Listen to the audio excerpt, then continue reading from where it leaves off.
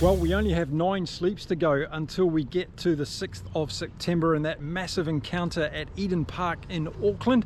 And I, for one, are super excited about it. Of course, I'm talking about the All Blacks versus the Springboks. Now, in today's episode, I thought I'd have a closer look at the two coaches, RASSIE and RASSIE. And if you're new to the game of rugby, maybe at the international level, and you haven't heard the name RASSIE or RASSIE before, well, let me tell you who it is, the two coaches of the respective teams. Scott Robertson, the New Zealand All Blacks nickname is RASSIE. And of course, for the Springboks, we have Dr. Johan Erasmus, who everybody calls RASSIE. So just for that purposes, now you know who I'm talking about throughout this video. Now look, comparing these two coaches over the last 18 months could be perceived as a little bit difficult because of course RASSIE came in as the new All Black coach last year, and RASSIE has of course had all that experience in the position, but I can only do what I can do with the statistics that are in front of me. So what I wanted to do was I wanted to look at how RASSIE went last year compared to RASSIE, and then I wanted to have a look at how they're both going so far this year. For the sake of this exercise, I looked at both teams' major opposition, not all of the teams they played last year, because that inflated some of the statistics I looked at. For instance, South Africa, of course, played against Portugal last year and had a very big win. The All Blacks, on the other hand, played against Fiji and had a very big win. So I looked at the teams that both of these teams played last year, and I took my analysis on that basis. Now, one of the things I was really looking for in this analysis was to see whether or not the performance in terms of points scored for and against versus last year so far this year has changed much, and what that might tell us about what we could maybe expect at Eden Park in 9 days' time. On the other hand, were all the emotional things that we've been talking about these two coaches in terms of their selections of experienced players versus youth, who they're using in their team, the terrible New Zealand backline, all of those things, were they actually showing in the statistics that I have put together? Well, let's go and find out what is the truth and what is fiction. Okay, let's look at the first slide, and this is from the 2024 season, and these are teams that both New Zealand and South Africa played last year. So against Ireland, we had South Africa having a win and a loss, of course. Both of those games were played in South Africa, and of course it was a 1-point loss that South Africa had against Ireland. And then they played Australia twice last year in Australia, 2 wins for the Springboks, a 25-point margin in the first game, 18-point margin in the second game.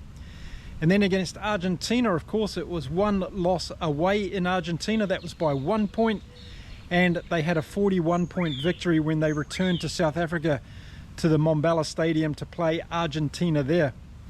And then last year they also played England, and they had a 9-point victory to the Springboks in that particular game. Now, if we have a look at New Zealand's performance against the same opposition last year, they played Ireland but only once, and that game was played in Ireland, and New Zealand won that game by 10 points, so a 10-point margin in that game. And then, like the Springboks last year, the All Blacks played Australia, of course, twice. They had a narrow victory in the first game by 3 points, and then they won the second game by 20 points. Against Argentina, of course, the All Blacks won 1 and lost 1, losing that first game by 8 points and then winning the second game by 32 points. And then last year, the All Blacks played England 3 times, 2 times in New Zealand, for a 1-point victory and a 7-point victory. And then at Twickenham later in the year on the November tour, where they had just a 2-point victory. So those are the comparisons that you can see from these particular oppositions that both teams played last year. Okay, now let's have a look at their win and losses for last year and so far this year, comparing them both against those competition. And we see that they both had a win and a loss against Argentina last year. Both teams beat Australia last year. And then against England, New Zealand played them 3 times, winning all 3 matches. And RASSIE's South African Springboks beat the English once. RASSIE's team lost to France by a point last year. And both teams were able to have 1 win against Ireland, with the Springboks losing 1 as well. And of course the Springboks beat the All Blacks twice at home last year. So far this year, of course, we've seen the Springboks have 1 win and 1 loss against Australia, the same as the All Blacks against Argentina, 1 win and 1 loss. Okay, now let's have a look at the points scored last year and how well the point scoring machines were going for both teams, as well as their defences. How many points against them were they both having in their games last year? Now, of course, the All Blacks played 14 test matches, so we need to take that into consideration.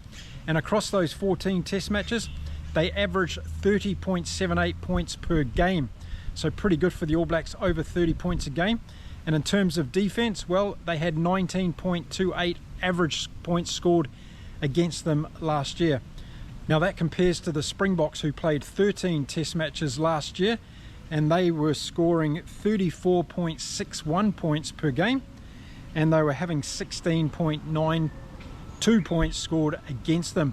So with that statistic, the Springboks were scoring more points on average per game last year than the All Blacks, and their defence was better as well by letting in less than 3 points per game less than the All Blacks last year. But how's it going so far in 2025? Well, let's look at the same statistics so far this year, with both teams playing 5 test matches. And the All Blacks so far this year have scored 33.4 points per game, with 23.2 points per game against them. And the South Africans have scored 38.8 and against them 18.8. So the statistics are changing so far for both teams.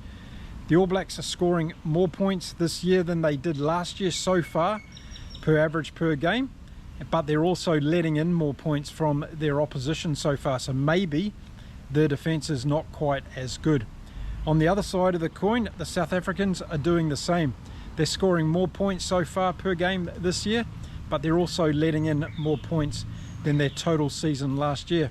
So there we go, there's some statistics that I thought I'd throw out there today just to give us a little bit of a flavour how close these teams are against the top competition. Of course, the Springboks have so far had the advantage over the All Blacks in their most recent encounters, but it's always been very, very close games, and I'm sure we can expect that again in Auckland next weekend. So what are these statistics possibly telling us? Well, they're telling us that both teams are able to score more points so far this year than they did last year per game. And if you're going to want to beat the All Blacks, you've got to score over 30 points a game. That's a significant statistic, I think. But both teams are letting in more points than last year. So is this part of the way the game's going? Are they playing more freer, open rugby? Is this expansive game the Springboks trying to play, is it costing them when it comes to defence? We saw Australia get through them a number of times in that first game. And is that something that we can read into on what's going to potentially happen at Eden Park in 9 days' time? Now, of course, the game at Eden Park, it's a one-off. It's going to have a lot of emotion around it. Maybe these statistics mean absolutely nothing.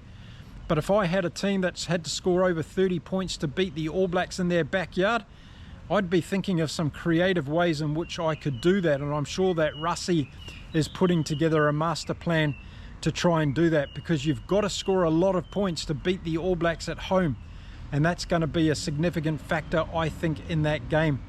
Depending on how many points the All Blacks are being able to score, well, we've seen it so far this year, that their actual attacking performance is better statistically than what it was last year. So that might surprise quite a few people, because we've all been talking about the lack of penetration by the backline of the New Zealand All Blacks.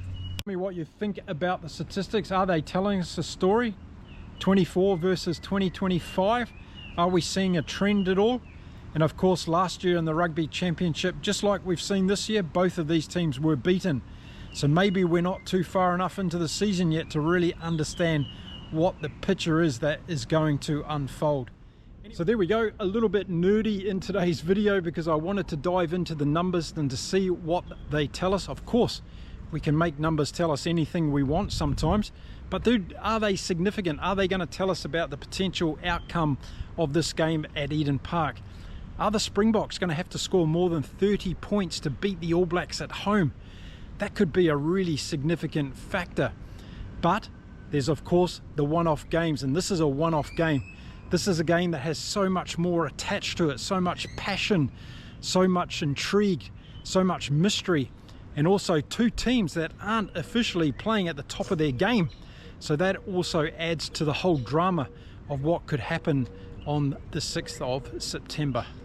Now, leading up to the next round of the Rugby Championship, I'm going to be producing plenty of content talking about all the different things going on.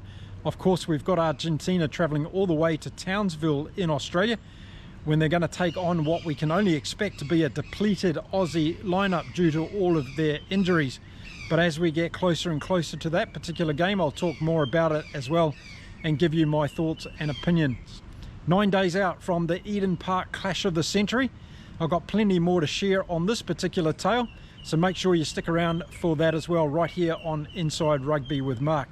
Now, if you've got some rugby mates who haven't heard about my channel yet, why not share one of my videos with them? Send them the invitation video I sent to the Springboks, welcoming them to my beautiful country, and see what they think of that one as well.